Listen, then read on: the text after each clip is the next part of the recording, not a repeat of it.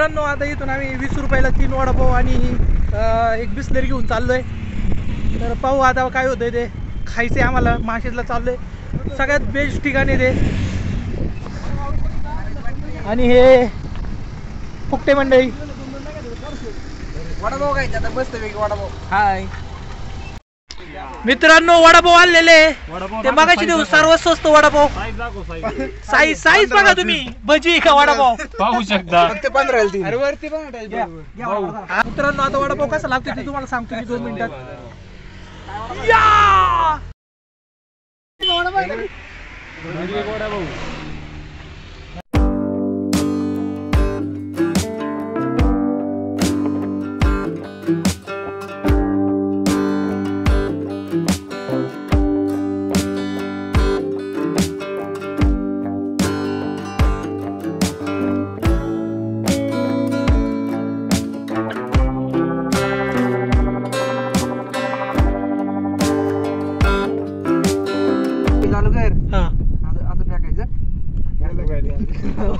अरे कोणता आज आहे ना, तुम्ही काही करा, प्लॅन सक्सेस नाही तुमचा।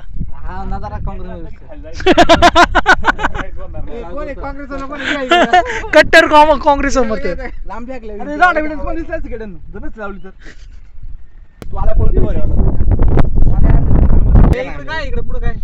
अरे भावा एक नंबर बघ इथे का बघ, त्याच्या कंप्लीट खाली गेला का तू तिथं, तो त्याच्या खाली ते मोरुशी गाव आहे आणि मोरुशी मधून डायरेक्ट असा इथे त्याच्या पाठीमाग बाहेर गडी खतरनाक। कशाची वाटी तू जाऊन काय ना ट्रेकिंग नाही तू शिकव कोण आलाय हा 2 तास काल होता याला डोकर सापडला 2 आवर्स। अरे मी ते अतिशय केली अंधार पडला ना कंप्लीट 5:30 ला आपण वरती असणार, 5:30 ते 6:30 वाजेपर्यंत। ऐक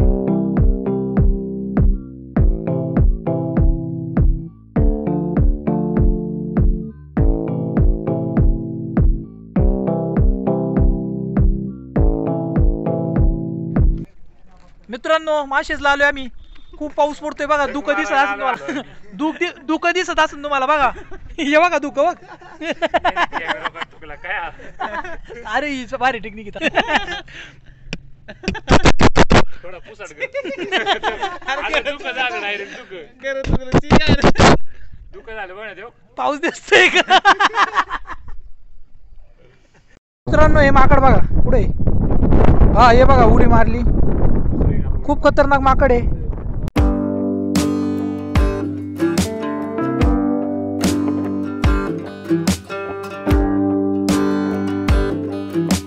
मित्रांनो माशेज घाटामध्ये आम्ही पाहू शकता हा व्ह्यू तुम्ही।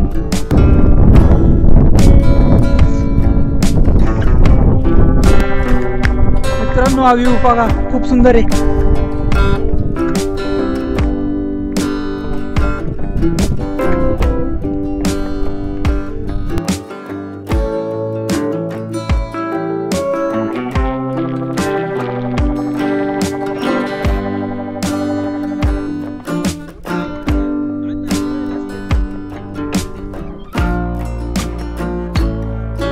नमस्कार मित्रांनो, इथं वडाच्या डॅम आलेलो आहे मी आणि माझ्या संग माझे मित्र पण आहेत। शूटिंग कशी येते ते सांगा। इथं पाईप भिजल्यात। वाव, लुक ॲट दिस शिंपलं। याच्या आतमध्ये काहीतरी सापडण्याची शक्यता आहे, काय सापडते ते पाहू आपण। गाळ सापडलाय, सॉरी मित्रांनो, शिंपले।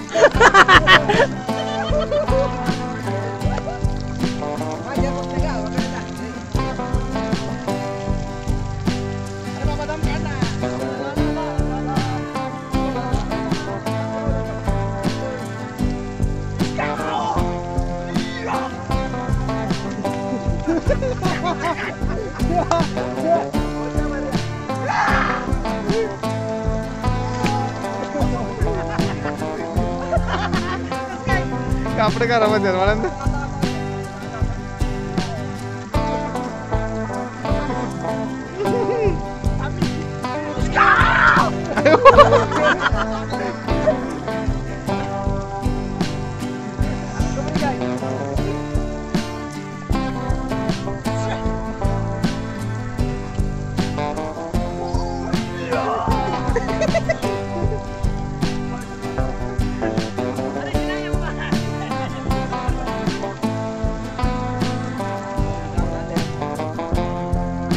एन्जॉय केले. तिथे एका पाईपापाशी फुटला होता.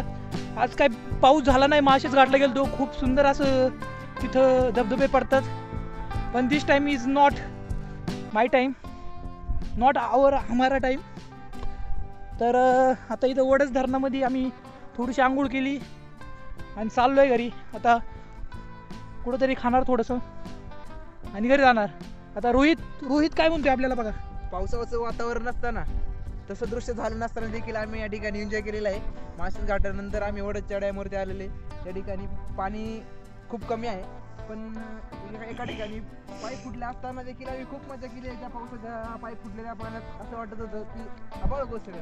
वा वा वा, खूप असे मस्त सुंदर अशी कल्पना केलेली आहे रोहित यांनी. आणि आता तुम्ही पाहू शकता चाललोय आपण. इथं लोक कोणतं एन्जॉय करायला येतात हे पण पाहू शकता तुम्ही. लुक ॲट दिस बॅक बायबर soda. It's not soda. Enjoy करायचं का याच्यात? नाही घेतल्या, दाखवते असं दृश्य. कुरकुरे वगैरे पडल्यात धरणामध्ये, कुरकुरे पडल्यात. आणि विकास भाऊ इथं यांनी पण खूप एन्जॉय केले. यांचं प्रसिद्ध वाक्य हाय, तुम्हाला इथून पुढे व्लॉग मध्ये दिसत असेल यांची वाक्य ही हाय लेवलची वाक्य. आणि आता आपण प्रत्येकाकडून थोडासा रिव्ह्यू घेणार आहे आजच्या ट्रिपबद्दल. म्हणजे कसं वाटलं यांना प्रत्येक ठिकाणी फिरून, आणि त्या क्लेपचा यूज करणार आहे जेणेकरून तुम्हाला कळेल की ऑफ सीझनला तुम्ही माळशेजला आणि वडसला गेल्यानंतर तुम्हाला मजा येईल का नाही. गिरीश, आजच्या ट्रिपबद्दल काहीतरी सांगायला लागेल तुला, नाही तर मी डबिंग करून काही टाकीन. बोल, कशी वाटली तुला ट्रिप, आज माळशेजची ट्रिप? अतिशय उत्साह होता मित्रमंडळींमध्ये. तुम्ही काय एन्जॉय केलं इथं सर्वात जास्त? बरोबरामध्ये त्यांनी पाईप फुटून जिथं पाईप फुटलाय तिथं आनंद घेतलाय पावसाचा. And I am really glad यांच्यासोबत आलो. Thank you so much. नाही, तुम्हाला खुशी काय आजच्या दिवसाची सर्वात जास्त खुशी?